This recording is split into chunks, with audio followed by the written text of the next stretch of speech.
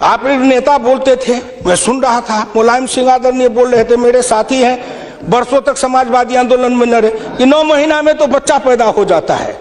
मैंने कहा कितनी वैज्ञानिक बात कर रहे हैं, ये तो वैज्ञानिकता है, प्रकृति का नियम है, 9 महीना में बच्चा पैदा होता है। लेकिन जो बच्चा पैदा होता है, क्या वो बच्चा 9 महीना में फिर बच्चा पैदा कर देगा क्या?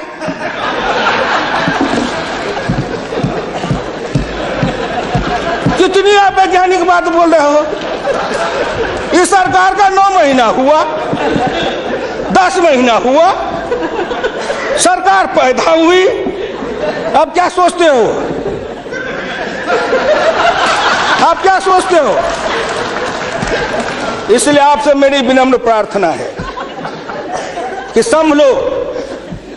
आपने बनाया ना, मैं आज भी कहता हूं, अगर मेरे गांव के किसी को उठावे, आंख में पट्टी बांध दे, हिंदुस्तान के कहीं भी, उड़ीसा हो, बंगाल हो, कहीं हो, किसान को लावे, गांव में आंख पर पट्टी बांध दे और एक बार इंडिया गेट पर उसकी आंख को खोल दे, उसको लगेगा कि हम स्वर्ग में चले आए, कि बैकुंठ में चले आए, कि इंद्रपुरी चले आए।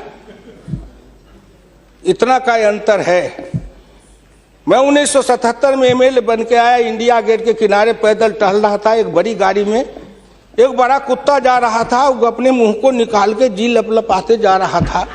मैं गांव का आदमी खड़ा होकर सोचने लगा, कुत्ता जरूर कुछ कह रहा है। मैं एमपी था, कभी दिल्ली देखा नहीं था, मेरे अंदर से आवाज आई कि कुत्ता कह रहा है कि तू गांव का किसान, गरीब, मजदूर, पिछड़ा, दलित, तू क्या जन्म लेके करने आया है? तुझसे मैं सौभाग्यशाली हूं। देख, मैं ठंड गर्म गाड़ी में बैठा हूं, केक खाता हूं, ऑमलेट कटलेट खाता हूं, गद्दे पर सोता हूं। तुमने देखा हिंदुस्तान, तुमसे अच्छा मैं हूं। उस दिन मुझे लगा कि इस हिंदुस्तान के बड़े लोगों के कुत्ते भी मुझसे अच्छी जिंदगी जी के रहे हैं, और मुझे उस जिंदगी से भी बदतर जिंदगी जिलाने वाले कोई नहीं है, आप हैं। राज किया है आपने। मैं आंदोलन किया, जेल में गया, जेल में सराया। आज भी पूर्वा हवा चलती है तो आपके पुलिस की लाठी से जो हड्डी में चोट है वो कहीं ना कहीं दर्द करने लगता है। तब मुझे ऐसा एहसास होता है कि जिस राज में मुझे इतना कष्ट मिला था, अगर मेरा बस चले तो उस राज को सदा सर्वदा के लिए हिंदुस्तान से उखाड़ के गया जी में जाके पिंडदान कर दूं, जो फिर निकलने न पाते। हम किसान थे, हमको मजदूर बना दिया, झुग्गी झोपड़ी में डाल दिया, गंदी जिंदगी, कीड़े की जिंदगी जीने के लिए हमको रख दिया। जो गांव में बसने वाले थे वो 82.7 थे और घट के हो गए 68.08। 14% गांव के लोग गायब हो गए। कहां गायब हो गए? गायब होके कहां गए? आपके यहाँ दिल्ली में फुटपाथ पर सोते हैं, पेड़ के नीचे सोते हैं, पेड़ के नीचे जन्मते हैं, बलते हैं, बढ़ते हैं, पेड़ के नीचे शादी करते हैं, हनीमून मनाते हैं, वहीं फिर बच्चा पैदा करते हैं, फिर पेड़ के नीचे ही अपना परिवार बसाते हैं। हमारे बच्चे को लाया, हाथ में रिक्शा थमाया, ठेला थमाया, फुटपाथ पर काम करवाया, गरीबी से मजदूर किया, कुत्ते के जैसे जिंदगी जीने के हमको मजबूर कर दिया। और ऊपर से आप बताते हैं कि हम अब तुम्हारे लिए क्या दे दिया? फूड सिक्योरिटी दे दिया।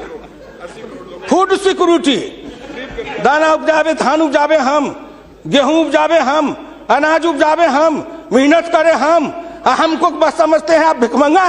फूड सिक्योरिटी, हर आदमी पर 1 किलो चावल और 3 किलो गेहूं देंगे। आप बड़े बड़े बड़े बजट वाले अर्थशास्त्री वाले हैं, महीना में 1 किलो चावल खा के रहो, एक आदमी 3 किलो गेहूं खा के रहो।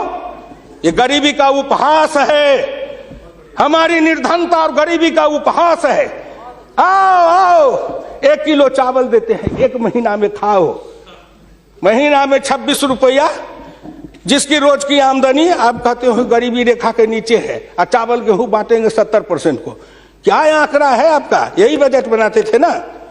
मैं उसी को कहता हूं, यही आपका आंकड़ा। गरीबी, चावल गेहूं खाए 70-80%, हमको कहो गरीबी की रेखा के नीचे है 26%। कबीरा बाँचे आखिन लेखा, पंडित बाँचे पोथिन लेखा। हम तो आंख से जो देखते हैं वो बोल रहे हैं।